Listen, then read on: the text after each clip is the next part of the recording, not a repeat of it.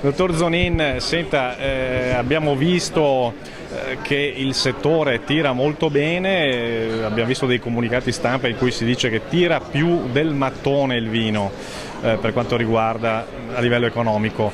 Qual è il segreto di questo successo? Mi pare che stia proprio nell'export.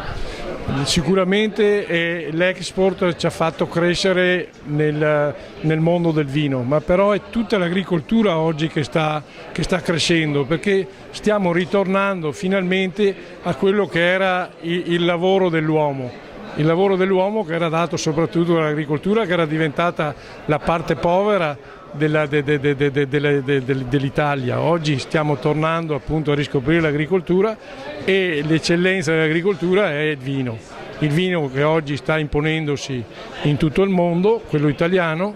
Soprattutto per noi veneti abbiamo il Prosecco che sta avendo dei successi veramente insperabili e abbiamo superato in quantità le bollicine della Francia e quindi siamo a livello numero 1 nel mondo. Quindi tutto fa prevedere che andremo bene e le sfide sono tante, i paesi che stanno piantando sono tanti perché possono piantare un po' tutta la fascia diciamo subtropicale e quindi avremo delle concorrenze ma abbiamo anche delle grandi opportunità. Noi siamo pronti.